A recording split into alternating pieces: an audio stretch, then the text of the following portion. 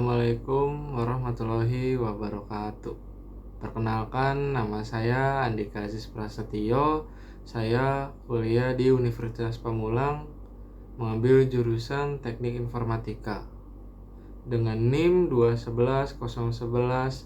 21101140992. Saya dari kelas 08 TPLP 012. Video ini saya buat sebagai tugas pada mata kuliah Interaksi Manusia dan Komputer yang diampuh oleh dosen Ibu Intan Kumalasari. Pada video ini saya akan membahas tentang apa itu groupware dan studi kasus penerapan di dunia kerja nyata. Sebelum kita membahas lebih jauh, mari kita pahami terlebih dulu apa itu groupware. Groupware adalah jenis perangkat lunak yang dirancang khusus untuk mendukung kolaborasi kelompok dalam menyesuaikan tugas bersama, meskipun anggota tim berada di lokasi yang berbeda. Contohnya seperti berbagi dokumen, mengatur rapat, diskusi tim, hingga pelaksanaan progres proyek. Semuanya dilakukan secara online dan real time. Lalu apa tujuan groupware? Tujuan utama groupware adalah untuk meningkatkan produktivitas tim, mempercepat komunikasi, dan mempermudah kolaborasi kerja, terutama dalam lingkungan kerja yang dinamis dan terbesar seperti perusahaan modern saat ini. Dengan kata lain, groupware membantu tim menjadi lebih terhubung dan efisien dan lebih transparan dalam bekerja bersama. Mari kita lihat studi kasus pada PT Sinerga Digital. PT Sinerga Digital adalah sebuah perusahaan konsultan IT yang sedang berkembang pesat dengan 150 karyawan yang tersebar di 3 lokasi berbeda, yaitu ada Jakarta, Bandung, dan Surabaya.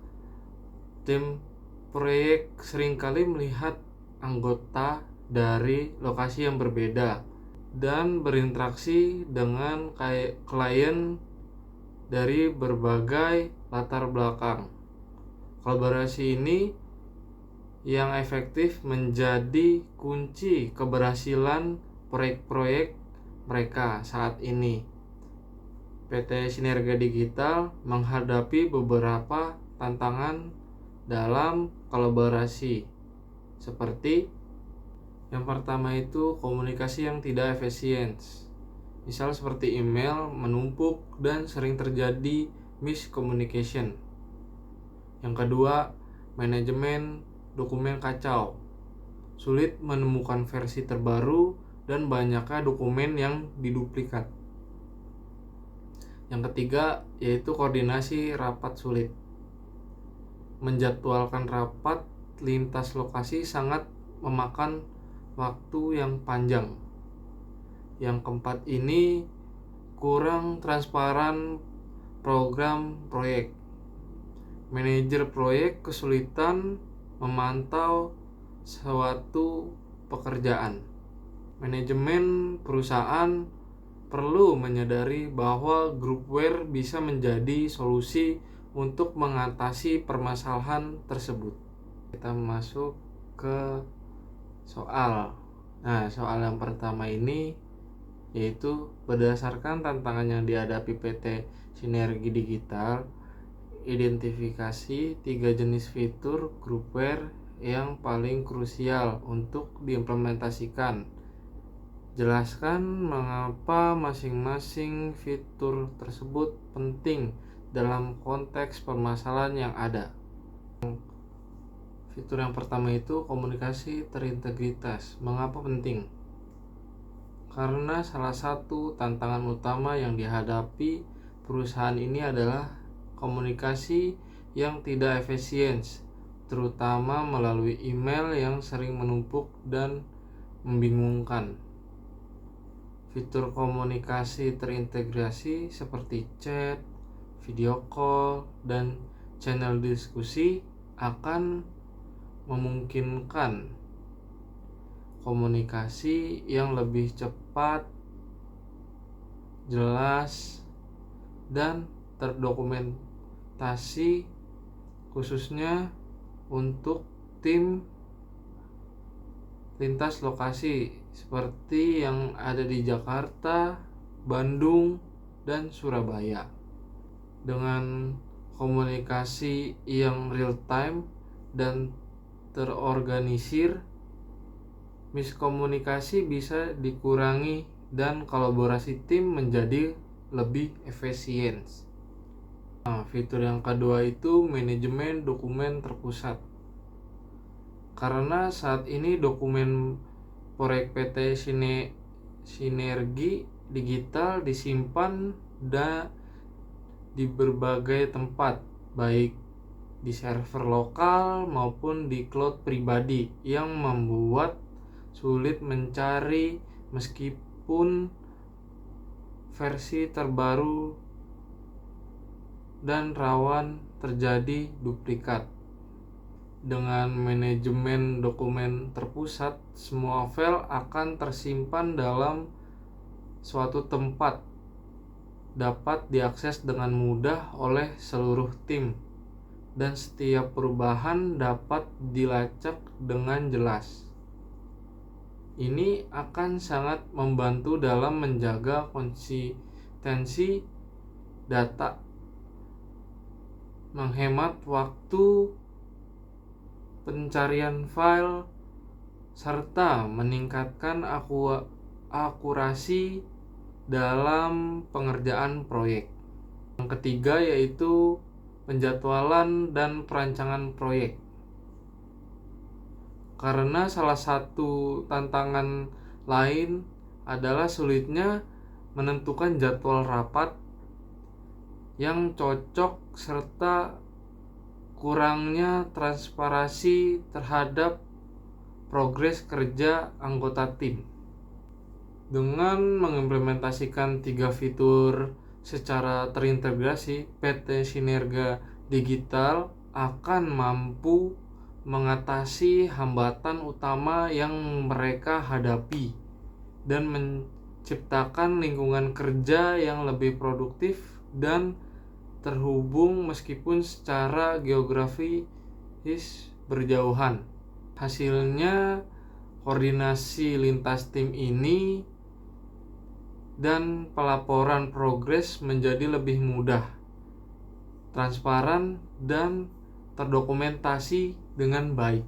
Lanjut kita ke soal nomor 2, yaitu sertakan contoh spesifik dari aplikasi platform Growware yang mungkin cocok untuk masing-masing fitur yang Anda sebutkan, dan jelaskan keunggulannya serta keterbatasan dan pilihan tersebut untuk PT Sinerga Digital.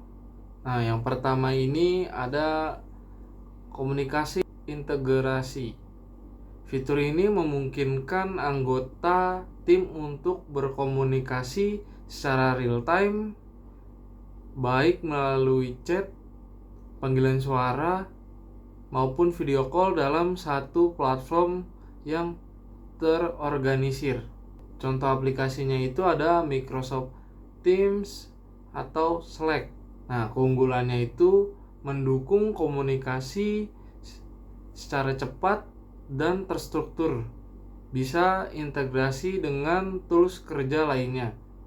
Keterbatasannya ini butuh koneksi yang stabil dan bisa membingungkan bagi pengguna baru yang belum terbiasa di aplikasi ini. Kedua ini adalah fitur manajemen dokumen terpusat. Fitur ini memastikan bahwa semua dokumen proyek tersimpan di satu tempat dan mudah diakses dan selalu versi terbaru sehingga tidak ada duplikat atau kebingungan. Aplikasinya ini ada Google Drive, Google Doc, Sheet, dan Slides, atau juga OneDrive dari Microsoft. Nah, keunggulannya ini kolaborasi dokumen secara real time. Lanjut, yang terakhir yaitu yang ketiga adalah fitur penjadwalan dan pelacakan proyek. Fitur ini sangat penting untuk memastikan bahwa semua anggota tim mengetahui apa yang harus dikerjakan dan siapa yang bertanggung jawab dan sejauh mana progres proyek ini berjalan. Nah, di sini contoh aplikasinya itu ada Trello, Asana, atau Jira.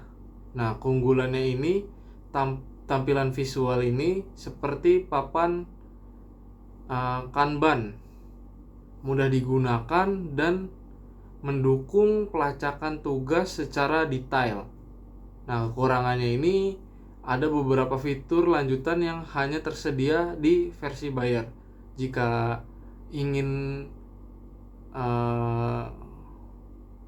lebih kompleks lagi, kita harus memasuki versi yang berbayar. Lanjut ke soal yang ketiga, yaitu soalnya sebagai seorang calon sarjana yang akan menjadi bagian dari inovator di masa depan, analisis dan jelaskan secara singkat bagaimana pergeseran paradigma interaksi telah terjadi di era Command Line Interface, yaitu CLI, menuju Graphic User Interface, yaitu GUI, lalu ke Natural User Interface atau NUI, dan seterusnya. Menurut Anda, faktor-faktor kunci apa saja yang mendorong percepatan evolusi ini? Saya di sini akan menjawab pertanyaan yang ketiga. Awalnya itu interaksi dengan komputer dilakukan melalui Command Line Interface atau CLI. Pengguna harus mengetik perintah teks secara manual. Meskipun cepat dan ringan, sayangnya CLI ini tidak ramah bagi pengguna umum karena membutuhkan hafalan dan pemahaman teknis yang tinggi. Seiring berkembangnya teknologi, munculnya Graphic User Interface atau GUI.